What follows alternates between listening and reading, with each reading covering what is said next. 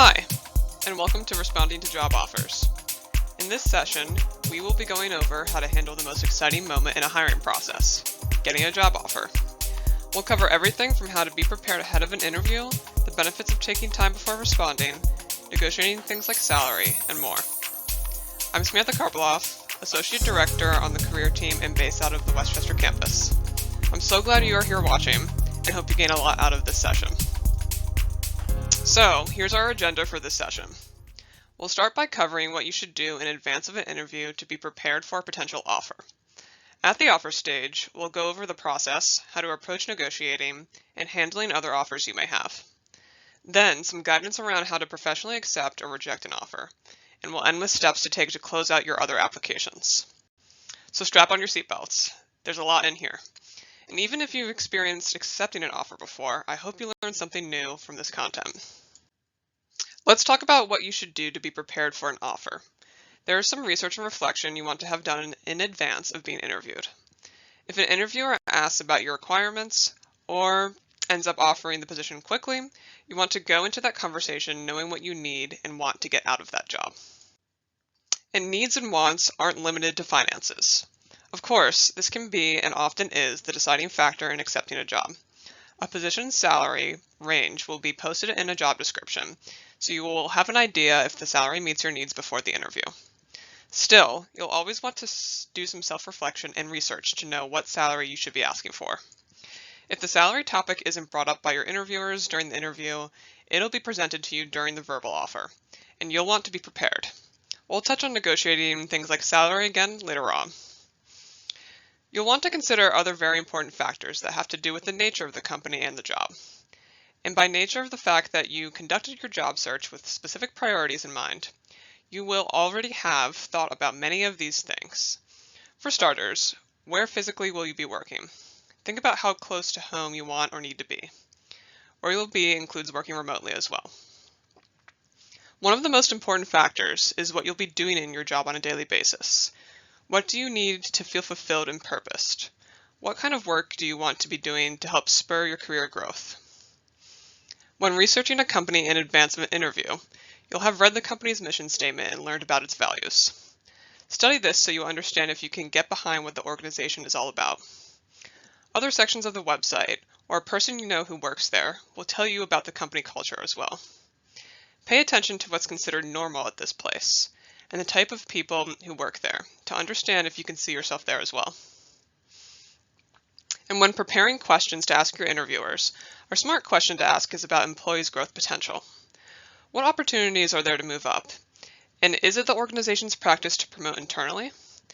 If you could read or watch stories about this on a company's website or social media, that's great insight too. The takeaway from this is that preparing to respond to job offers begins early in your job search.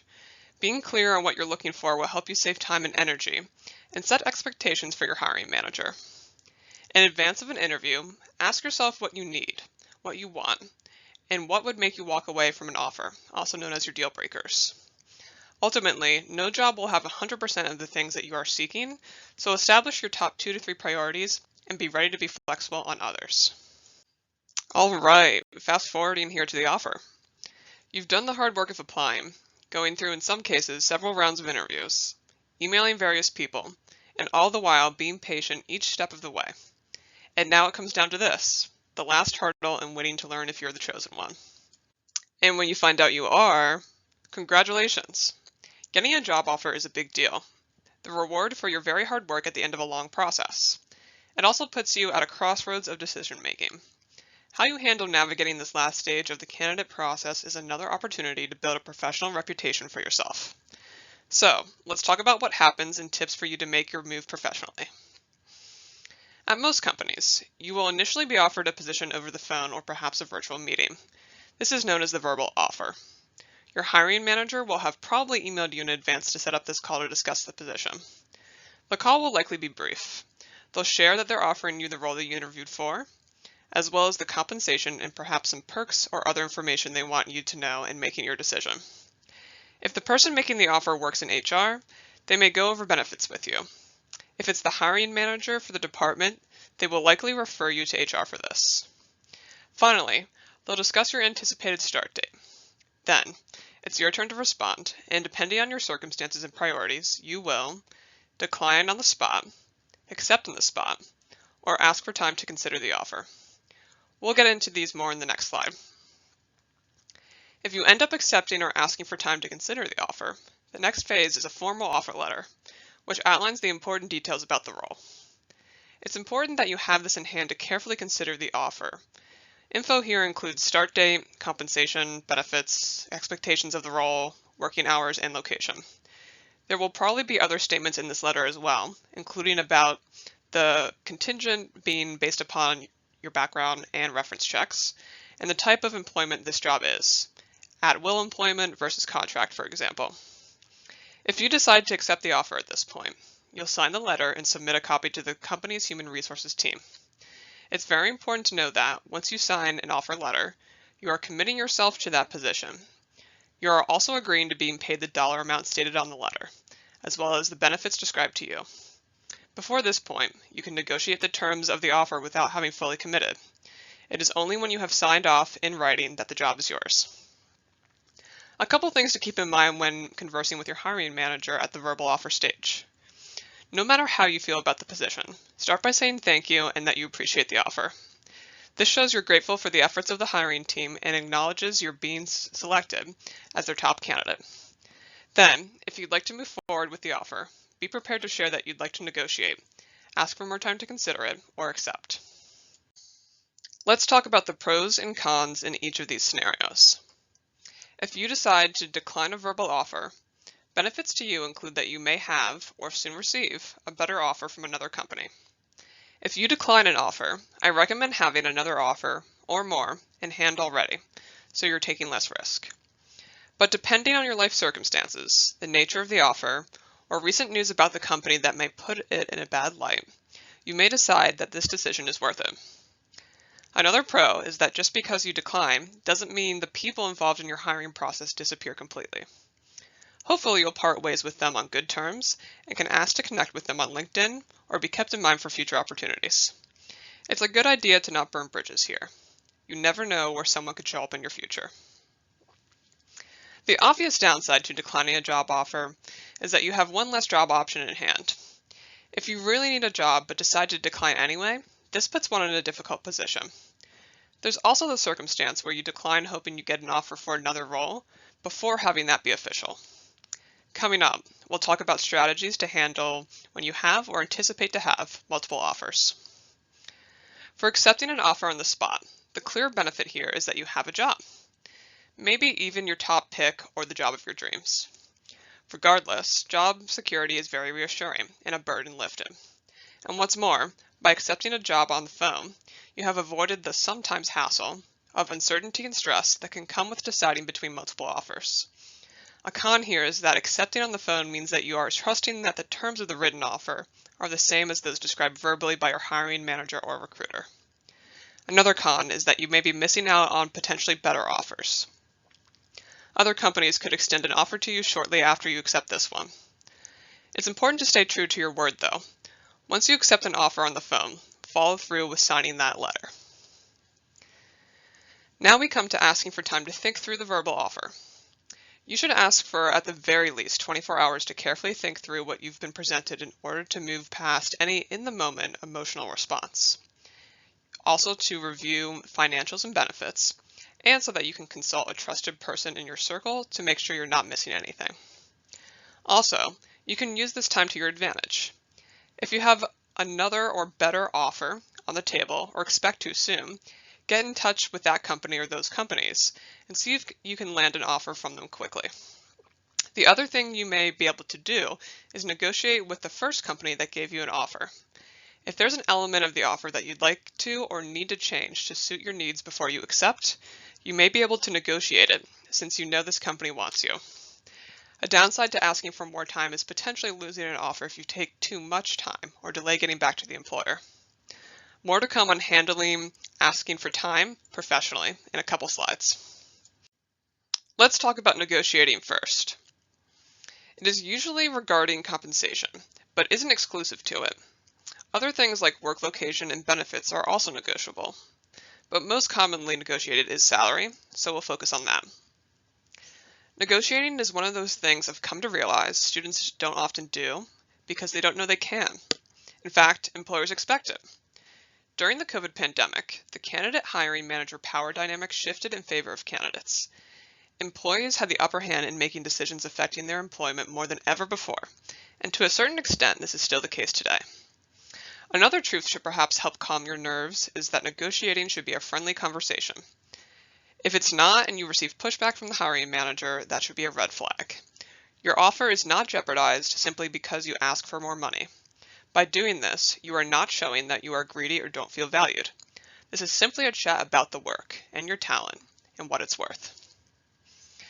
If the salary you're offered is lower than you expect, or you still want to ask for more, you can absolutely negotiate. And negotiating can happen at the time you choose. You can ask right on the call when you're given that verbal offer.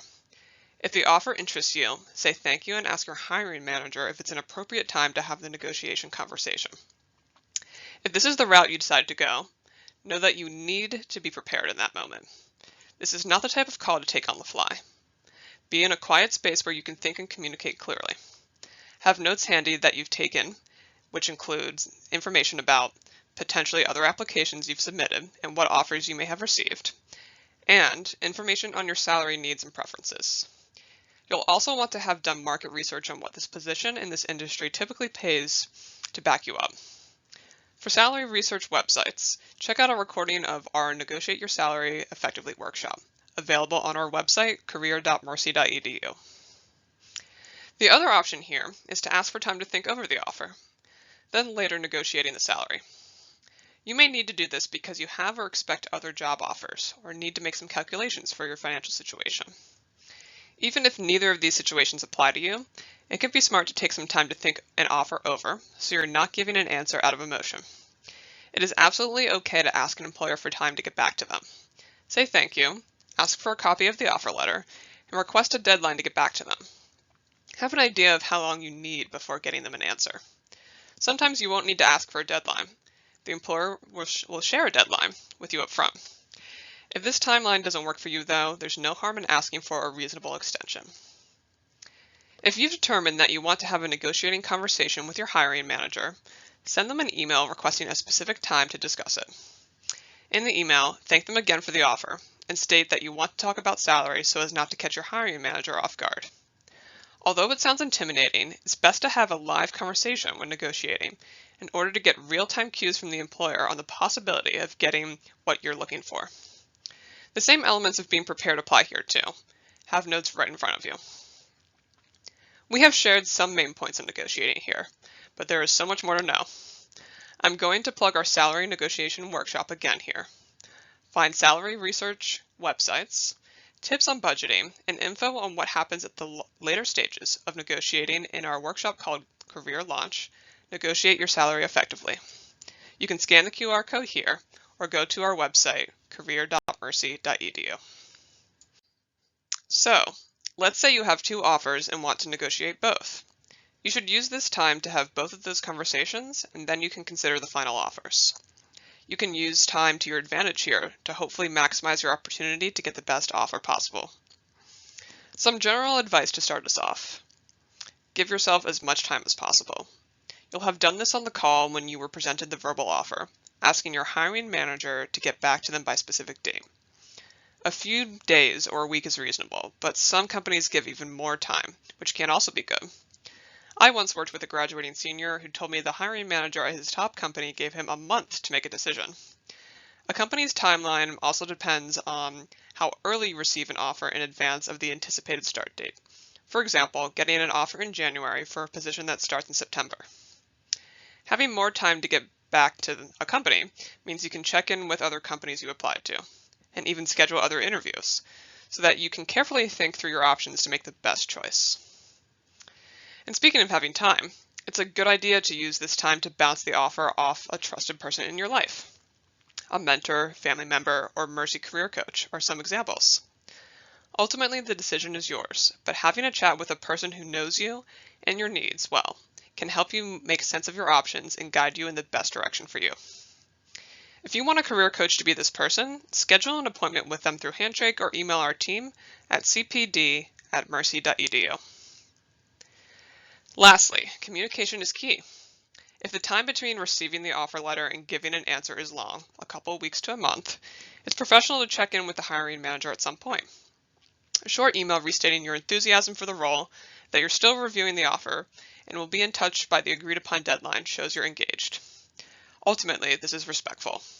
Communication is especially important if your priorities change and you want to go with another offer. This could happen for various reasons during this period of waiting to get back to a company. You may discover red flags about the company, have a major life event occur, or receive a better offer from another company. And with that, let's get into how you should handle multiple offers. Members of our team like to say that the scenario where you have multiple offers in hand is a good problem to have. You will have some idea of what you like about each position based on having done research in advance of the interview and preparing that list of needs and wants. You should make a list of pros and cons of the position and company too. Then compare them side by side. Whichever position appears to be the most beneficial for where you are in your career is the one to go for. Making that decision shouldn't happen in a vacuum though. Share your plan with that trusted person in your life first. When you're reviewing offers and haven't negotiated them yet but plan to, this time before you get back to the company with a final decision is the right time. It's ultimately a timing game between scheduling calls to negotiate, hearing back from companies on what they can or can't do, and meeting that deadline to give a decision. Keep the communication up with each company who's offered you a position so they know what to expect from you. Then there's the scenario where you hear back from one company with an offer, but don't yet have other offers. Perhaps you anticipate that you will get other offers though. Interviews at other companies have gone well, or you have an inkling that you are a top candidate. Let's say you got an offer from your second choice company, but not with your first choice. You should let your first choice know immediately that you have received another offer and that their company is your top pick. If there's any way you can get an update or move on your candidacy, you're going to want to ask that as well. If you are their top candidate, or perhaps even in the top 3, your first choice may work with you to get you an offer quickly. You never know unless you ask. Another instance that could happen is you get an offer from your first choice and are waiting to hear back on the result of interviews from other companies. Should you take that offer immediately? If you are 100% confident your first choice will continue to be your top pick and there are no other signs indicating otherwise, go for it. But if you're unsure, it's time to make that pros and cons list and talk through your options. The bottom line here, there is a lot that can happen with handling multiple offers, and each person's situation is unique. Staying on top of your communication and being clear on your priorities will help. Now to talk about what happens at decision time. We'll start with etiquette to follow in accepting an offer. This can happen at different times. If you are prepared to accept an offer on the spot when your hiring manager first calls you, thank them and say that you accept. If this is your case, you haven't seen a written offer yet, so add that you are accepting on the condition that the written offer matches what you discussed in the hiring process, and you look forward to seeing the written offer. Another time you may accept an offer on the phone is at the end of a negotiation conversation. You've been granted the salary you want and know right then that the offer meets your needs. Let them know you accept, as long as the new salary discussed is reflected in your offer letter. Then there's via email. You could be in the situation where you've gone back and forth with the hiring manager or maybe on negotiating the salary, benefits, or perks, and are ready to tell them it's official. Putting your acceptance in writing may just be the way things work out, but it's also good for record-keeping purposes. Start your email expressing your gratitude for the offer for the specific role, and that you received the written offer. Be straightforward in saying you accept and are enthusiastic. You'll want to restate the basic terms of the offer to ensure the details are straight. Share your decided start date, compensation, main benefits, and any other important info you want to confirm. No matter how you accept an offer, always end by asking about next steps. There may be other hiring forms or onboarding steps to take before your first day, and best to get a head start on these things. It's crucial to note here that signing an offer letter or contract is a firm commitment you are making to a company. It's a bad look to renege or back out of an offer between the time you sign the letter and your start date, unless you have truly extenuating circumstances. Doing this can follow you in your career and adds to the reputation you're building in the workforce. Make sure you have clearly thought through your decision and are taking responsibility by standing by it. And if your circumstances change to the point where the initial terms of the offer no longer work for you, get in touch with your manager about that first. A good company will work with you to make having you in that job possible. Now for rejecting offers. One reason you might decline a position is that the negotiation wasn't successful. You asked to change salary, a benefit, or something else expressed in the written offer, but the company was not able to meet this change. Another reason to decline that ties into this, when a company doesn't meet your must-haves. Maybe the salary was too low for your needs, or you would be required to work more days in person than you can afford. Soon after signing the letter for the company you'll be working for, write a short email to all other companies that offered you positions. Include that you are providing an update on your candidacy and have accepted a position at another organization. Let them know you've appreciated their time and commitment to you throughout this process, and end by wishing them well. There are two main reasons to do this. One, to submit an answer to hiring managers at other companies. This is just downright respectful. These people have worked with you for weeks and need to know if they can move forward with other candidates. Two, even though you're declining a position with other companies, you never know if this company might appear again in the future. You may be looking for a job someday or end up knowing someone who works there. By being considerate, you're keeping this option open. And a final note here. Whenever you're leaving a current job for a new one, only give written notice at your current job when you have a signed offer letter at the new place. In some cases, your start date is determined by when you can leave your last job. The exception is if you ask for a start date that gives you breathing room between leaving one job and beginning the next. This is certainly a luxury, but if you can take some time to recover between jobs, you'll feel refreshed going into the next one.